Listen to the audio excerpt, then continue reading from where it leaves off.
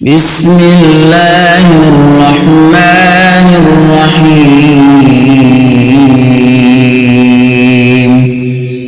يا أيها المزمل قم الليل إلا قليلا نصفه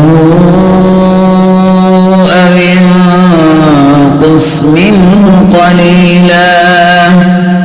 أو زد عليه ورتل القرآن ترتيلا إنا سنلقي عليك قولا ثقيلا إن ناشئة الليل هي أشد وطئا وأقوم قيلا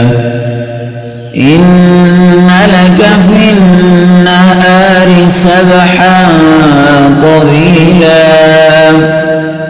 واذكر اسم ربك وتبتل إليه تبتيلا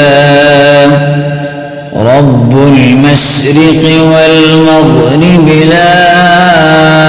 إله إلا هو فاتخذه وكيلا واصبر على ما يقولون واهجرهم هجرا جميلا وذرني والمكذبين أولي النعمة ومهلهم قليلا إن لدينا أنكالا وجحيما وطعاما ذا غصة وعذابا أليما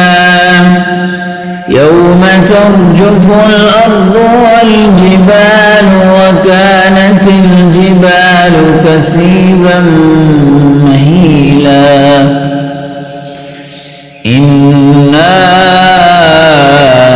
أرسلنا إليكم رسولا شاهدا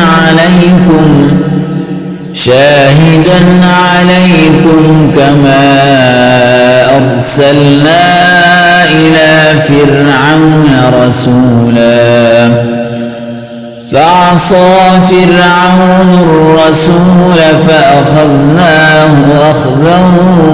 وبيلا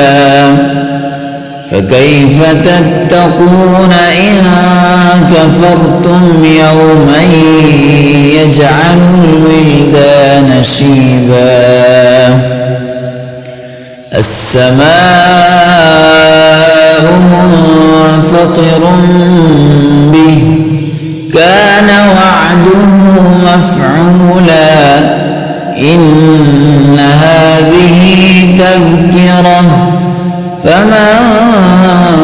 شاء اتخذ إلى ربه سبيلا إن ربك يعلم أنك تقوم أدنى من ثلثي الليل ونصفه وثلثه وطائفة من الذين معك والله يقدر الليل والنهار علم أن لن تحصوا فتاب عليكم فاقرؤوا ما تيسر من القرآن علم أن سيكون منكم مرضى وآخرون يضربون في الأرض يبتغون من فضل الله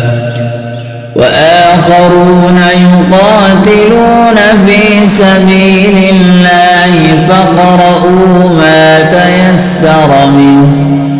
وأقيموا الصلاة وآتوا الزكاة وأقرضوا الله قرضا حسنا وما تقدموا لأنفسكم من خير تجدوه عند الله هو خيرا وأعظم أجرا واستغفروا الله إن